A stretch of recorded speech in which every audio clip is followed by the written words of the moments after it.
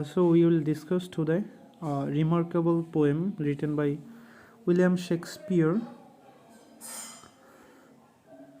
Shall I compare thee to a summer's day? So, shall I compare thee to a summer's day?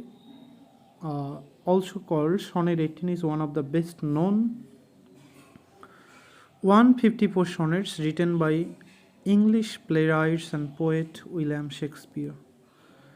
So William Shakespeare যে 154টা sonnet লিখেছিলেন তার মধ্যে sonnet 18 অন্যতম। So আমি এই কথাটা বলতে গিয়ে, এই কবিতাটা পোয়েমটা পড়তে গিয়ে বারবার যে জিনিসটা বলবো সেটা হচ্ছে sonnet. So at first we have to know about the sonnet or what is the definition of sonnet or what is sonnet actually. So sonnet basically a poetic form which originated in Italian poetry composed at the of the Holy Roman Emperor Frederick II in Palermo, Sicily. তো sonnet বলতে basically is a poetic form, এক ধরনের কাব্যিক form হচ্ছে sonnet, যেটা originated হয়েছিল ইটালিতে Roman Emperor Frederick II in Palermo, Sicily. So basically, sonnet, the term sonnet is derived from Italian word sonetto, which means little song. তো আমরা দেখছি সনেট কথাটা ইটালিয়ান ওয়ার্ড সনেটো থেকে এসছে এবং যার অর্থ হচ্ছে little song. Okay, derived from the Latin word sonus meaning a sound. By the 13th century, it signifies a poem of 14 lines. So basically 13th centuryতে এই সনেট নামের যে poetic genre, it's actually invented or discovered, এবং sonnet basically the poem, a particular poem consist of 14 lines. 14 লাইনের কবিতাকে actually sonnet বলা হয়। So সনেটগুলো basically কী জিনিসগুলো নিয়ে ডিল করে, what are the primary subject matter of a particular sonnet. So আমরা দেখতেই পাচ্ছি according to the Christopher Bloom during the রেনেসার একজন বিখ্যাত ক্রিটিক্স, ক্রিস্টোফার ব্লুমের মতে the sonnet was the choice mode of expressing romantic love as the sonnet form has spread to the languages other than Italian. However, conventions have changed considerably, and any subject is now considered acceptable for writers of sonnet. So basically যদি আমরা দেখি, সনেটকে দুভাগে ভাগ করা যায়। একটা হচ্ছে Petrarchan sonnet. The Petrarchan sonnet is also known Italian sonnet. Petrarchan সনেটের আরেক নাম হচ্ছে Italian sonnet, named after the Italian poet Francisco Petrarch এর নাম অনুসারে।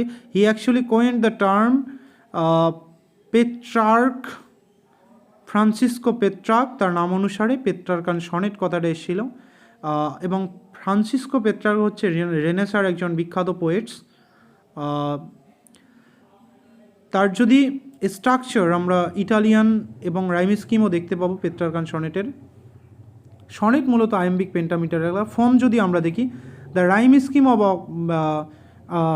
Italian sonnet basically or Petrarchan sonnet basically divided into two stanzas, the first part being an octave and the second being an sestet. 8 লাইনের যে স্টানজাটা সেটাকে বলা হয় octave এবং 6 লাইনের যে স্টানজা সেটাকে বলা হয় সেস্টেট। আমরা ভেরিয়াস রাইম স্কিম দেখতে পাবো, এ এবং শেষের অক্টেভটা সাধারণত একই রকমের হয় এবং sestet is more flexible. Petrarch typically used CD, but অনেক জায়গায় সিডিও দেখা যায়। So this is the various structure. যদি আমরা দেখি যে sonnet is split into 2 stanzas, octet of 8 lines and sestet or for total 14 lines. Rhyme আমরা যদি অক্টেভের typically introduce theme or problem using rhyme scheme. So এখানে দেখো একটা, এখানে লন্ডন উইলিয়াম ওয়ার্ডসওয়ার্থের একটা বিখ্যাত পেট্রার্কান সনেট। অক্টেভ দেখো, আমরা এই টোটাল যদি ধরি, Milton, thou shouldst be living at this hour, England hath need of thee, she's a fane of stagnant waters altered, sword and paint, fireside, the heroic wealth of hall and blower. So এই যে 14 line, এই 14 line মিলেই কিন্তু sonnet. So তোমরা যদি দেখো hour, hour actually এই আওয়ারের সঙ্গে ফোর্থ লাইন বোয়ার মিল রয়েছে, hour and bower, hour and bower. So first line যদি এ হয়, ফোর্থ লাইন এ হয়ে যাচ্ছে, আর মাঝখানের দুটো line between first and fourth line, এখানে দুটো লাইন তোমরা দেখতে পাচ্ছ, England hath need to thee, she is a pen, the stagnant water altar sword the pen. তো পেন এবং পেন, এই যে দুটো জিনিস বিবি। সো আমরা ফার্স্ট আবার দেখতে পাবো বোয়ার ডোয়ার। সুতরাং এরকম করে এই 8 লাইনের মধ্যে আমরা দেখতে পাবো ফার্স্ট লাইনের সঙ্গে ফোর্থ লাইনের মিল, ফোর্থ লাইনের সঙ্গে ফিফথ লাইনের মিল, ফিফথ লাইনের সঙ্গে 8 লাইনের মিল। সুতরাং এবং সেকেন্ড লাইনের সঙ্গে থার্ড লাইনের মিল, 6 লাইনের সঙ্গে 7 লাইনের মিল। এইভাবে আমাদের ফার্স্ট অক্টেভের আমাদের প্রথম যে স্ট্যান্ডার সেটার রাইম স্কিম আমরা পাচ্ছি এ বিবি এ, এ বিবি এ। ওকে, এবার আমরা চলে যাব একটু সেস্টেটের দিকে। সেস্টেট মিনস 6 লাইনস স্ট্যান্ডা।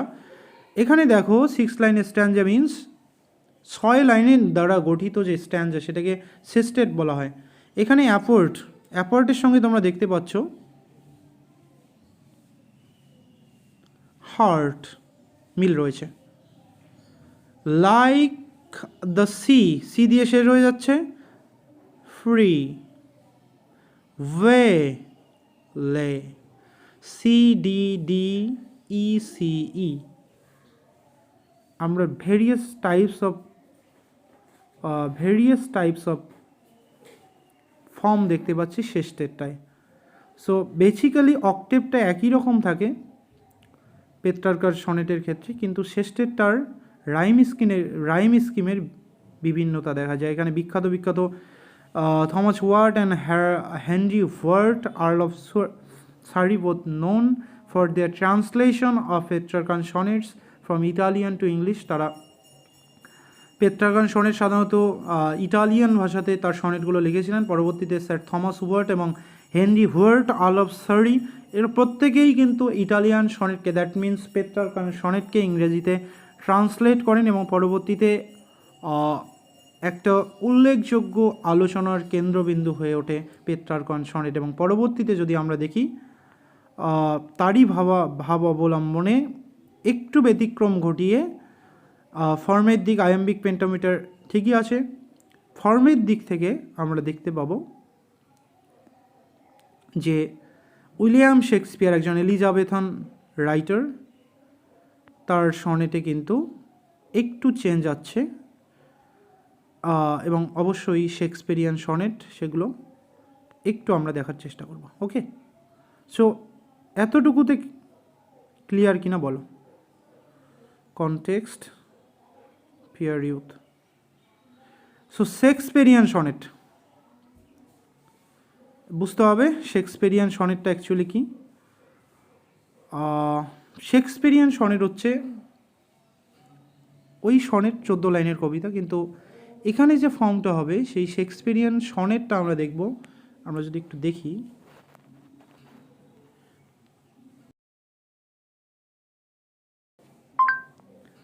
আমরা যদি একটু উইকিপিডিয়াতে দেখে নেই, Shakespearean sonnet, William Shakespeare wrote sonnets on a variety of themes, বিভিন্ন বিষয় নিয়ে তিনি লিখেছেন। when discussing or referring to Shakespeare's sonnet, it is almost always a reference to the 154 sonnets. এটা মনে রেখো, this is very very important. William Shakespeare basically 154টা sonnet লিখেছিলেন, এবং উইলিয়াম শেক্সপিয়ার আমরা জানি তিনি বিখ্যাত লেখার জন্য, ট্র্যাজেডি এবং কমেডি লেখার জন্য বিখ্যাত। আমরা যদি একটু কনটেক্সটটা দেখি,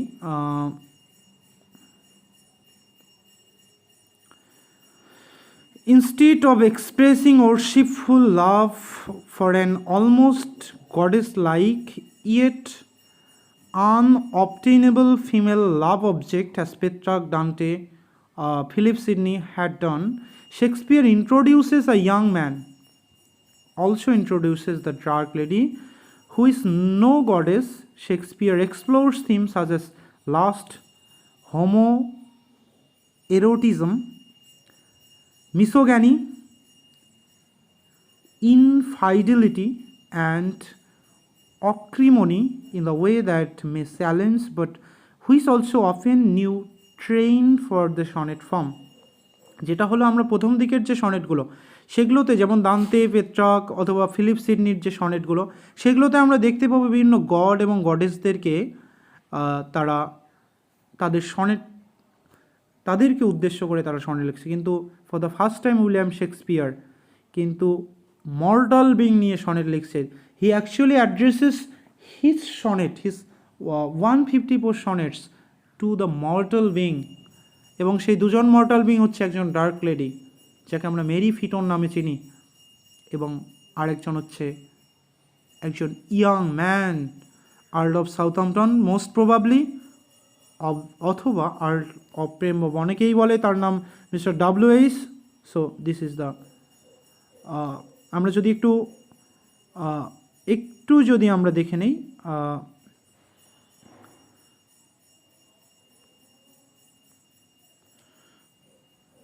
মিস্টার ডাব্লিউএইচ রেফারেন্স, লেন্থটা 14 lines long, Shakespearean sonnet, quatrain, 4টা কোয়াট্রেইন থাকবে, একটা কনক্লুডিং কাপলেট থাকবে, এই হচ্ছে ব্যাপার। এবার আমরা ডাইরেক্ট চলে যেতে পারি আমাদের আলোচনায়। Sonnet 18, okay, come to the point. So sonnet 18 basically কি জিনিসগুলো নিয়ে ডিল করছে একটু দেখার চেষ্টা করি। ইন দ্য সনেট, এই সনেটের মধ্যে, এই চতুর্দশপদী কবিতার মধ্যে, the speaker asks whether he should compare the young man to a summer's day, but notes that the young man has qualities that surpass a summer's day. তাহলে আমরা এই কবিতার মধ্যে যেটা দেখতে পাবো, অ্যাকচুয়ালি প্রথম William Shakespeare wants to compare his beloved friend mister W H to a summer's day. একটা গ্রীষ্মের দিনের সৌন্দর্যের সঙ্গে তুলনা করতে চেয়েছেন, কিন্তু পরবর্তীতে তিনি তার সে আর্গুমেন্ট থেকে সরে দাঁড়ান।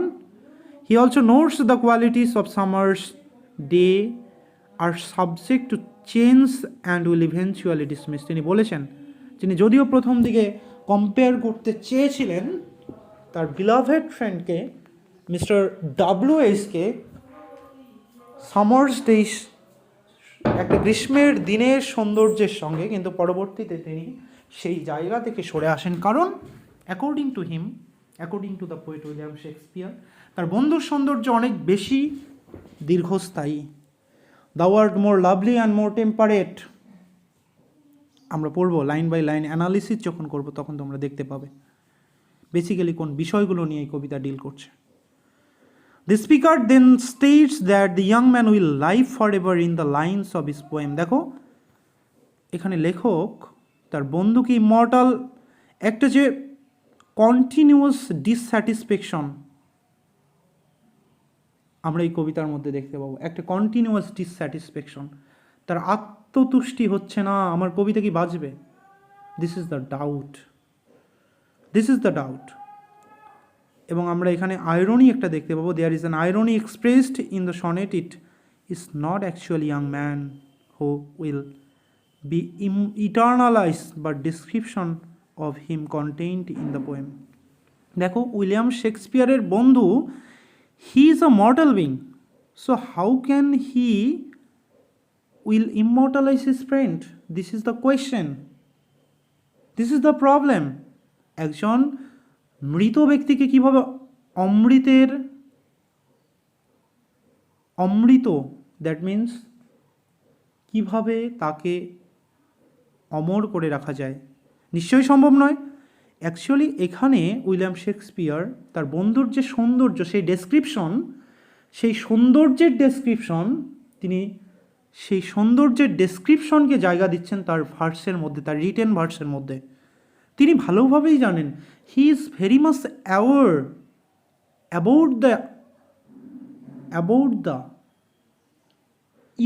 Eternal quality of his written verse. তিনি জানেন যে আমি যে কবিতাগুলো লেখি, সাহিত্য তো কোনো দিনও নষ্ট হয়ে যায় না, সাহিত্য তো কোনো দিন নষ্ট হয়ে যাবার বিষয় নয়। সাহিত্যকে আগুনে পোড়ানো যায় না। কতদিন আগে লিখেছিলেন হোমার, কতদিন আগে লিখেছিলেন স্কাইলাস, কতদিন আগে লিখেছিলেন সফোক্লিস, কিন্তু আমরা তাদের রিটেন ভার্স বলো, তাদের রিটেন ড্রামা বলো, তাদের রিটেন এপিক বলো, প্রত্যেকটাই আমরা মনে রেখেছি। কেন? কারণ art is immortal. PB Shelley তাই দেখাচ্ছেন অজয় মন্ডিয়াসে। বৃহৎ আকারের শক্তিশালী রাজা ধ্বংসস্তূপে পড়ে আছে, কিন্তু আর্ট, স্থাপত্য, ভাস্কর্য, এগুলো কিন্তু those are not the subject to destroy. আশা করি বোঝা গেল। তো তিনি ভালোভাবেই জানেন আর্টের যে ক্ষমতা, এই জন্য তিনি আর্টের মধ্যে তার যে রিটেন ভার্স, তার যে লেখা কবিতা, সেই লেখা কবিতার মধ্যে জায়গা দিচ্ছেন। But the description of him contained in the poem, and the poem contains scant or not description of the young man, but instead contains vivid and lasting description of a summer's day, who is the young man is supposed to outlive. Structure যদি আমরা দেখি, sonnet 18 is a typical English or Shakespearean sonnet having 14 lines or of iambic pentameter. Iambic pentameter কি আমি একটু পরে বলবো। 3 কোয়াট্রেইনস আছে এখানে, ফলোড বাই আ কাপলেট। 3টা কোয়াট্রেইন আছে। কোয়াট্রেইন মিনস আমি বলেছিলাম 4 লাইন্স স্ট্যাঞ্জা। তোমরা দেখতেই পাচ্ছ, a type of stanza or a complete poem consisting of 4 lines. Okay, so quatrain basically a type of stanza contains of 4 lines. 4 লাইনের যে স্ট্যাঞ্জা, সেটাই বেসিক্যালি কোয়াট্রেইন। ওকে, সো এখানে আমরা দেখতে পাবো কোয়াট্রেন রয়েছে একটা, এবং 3টা কোয়াট্রেন রয়েছে এবং একটা কাপলেট রয়েছে। What is couplet? Couplet is a pair of successive lines of meter in poetry. A couplet usually consist of 2 successive rhyme. তোমরা একটা কোয়াট্রেন মূলত একটা রাইমিং দুটো লাইনকে বলতে পারো। আমরা দেখব যখন এটা নিয়ে ডিসকাস করব, অবশ্যই দেখব। এবং তোমরা 9th লাইনের মধ্যে ভোল্টা দেখতে পাবে, একটা টার্ন দেখতে পাবে। এই কবিতাও 9th লাইন শুরু হচ্ছে বার্ড দিয়ে, but the eternal summer shall not fade. আমি যদি দেখাই একবার, 9th line, but the eternal summer shall not fade nor lose possession of that fair the worst. তুমি সেই ইটার্নাল সামার, তোমার যে চিরশাশ্বত সৌন্দর্য, সেটা কোনোদিনও বিবর্ণ হবে না। তাহলে এই জায়গাগুলোতে আমরা যদি দেখি 8 লাইন পর্যন্ত, দ্যাট মিন্স অক্টেভ পর্যন্ত, উইলিয়াম শেক্সপিয়ার অ্যাকচুয়ালি প্রথম লাইনের মধ্যে তিনি কম্পেয়ার করতে চাইলেন তার বিলাভেড ফ্রেন্ডকে একটা সামার্স ডের সঙ্গে, বাট তিনি সরে দাঁড়ালেন এবং একটার পর একটা আর্গুমেন্ট দিচ্ছেন, একটার পর একটা যুক্তি দেখাচ্ছেন যে my friends beauty is actually more temperate than a summer's day. এখানে আমরা যখন লাইন বাই লাইন অ্যানালিসিস করব, অবশ্যই জানবো। এবং তিনি যুক্তি দিয়ে সেই যুক্তিটাকে স্টাবলিশ করতে যাচ্ছেন, but the eternal summer shall not fade. তাহলে একটা ভোল্টা দেখতে পাচ্ছি আমরা, একটা টার্ন, কবিতার মধ্যে একটা টার্ন দেখতে পাই আমরা 9th লাইনের মধ্যে। ওকে ওকে, সো এবার একটু চলে আসবো, what is iambic pentameter actually. দেখো, iambic pentameter is a type of metric line used in traditional English poetry or verse drama. The term describes the rhyme, rhythm, or meter established by the words in that line. Rhyme is measured in a small groups of syllable called feet. একটু যদি তোমাদের দেখাই, একটু চলে আসি। The Dam, the Dam, the Dam, the Dam, উচ্চারণটা অনেকটা এরকম হবে, দ্য ডাম, দ্য ডাম। প্রথমটা হবে আনস্ট্রেচ সিলেবল, পরেরটা stretch syllable, the Dam, the Dam, human heartbeat যেরকম, the Dam, the Dam, the Dam. আমি যদি একবার পড়ি, দেখো এই লাইনটা যদি আমি পড়ি, একটু যদি তোমাদের দেখাই,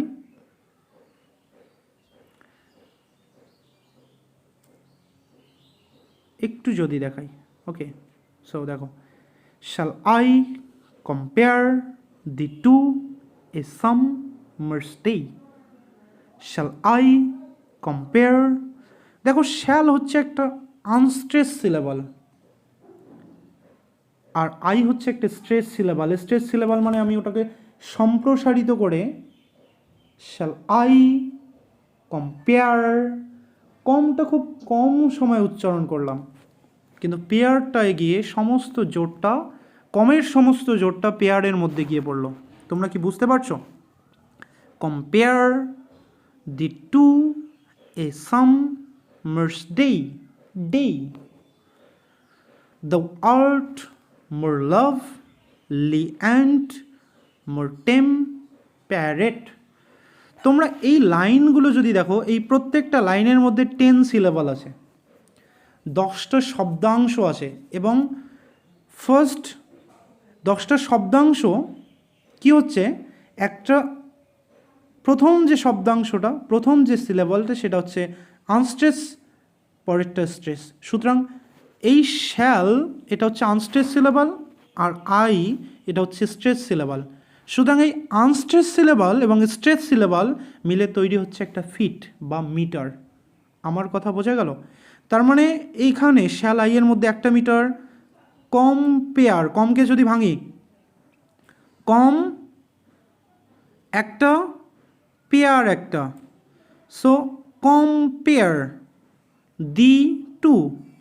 তার মানে এখানে শ্যালাই একটা ফিট, কম্পেয়ার একটা ফিট, মিটার, ফিট অথবা ফিট যেটা সেটাই মিটার, দি টু আরেকটা মিটার, তাহলে 3টা পেয়ে গেলাম। এ সামার্স ডে, 5টা মিটার আমরা পেয়ে গেলাম। এই জন্য পেন্টামিটার। আর আয়াম্বিক কেন? বিকজ প্রথমে আনস্ট্রেস সিলেবল, পরে স্ট্রেস সিলেবল।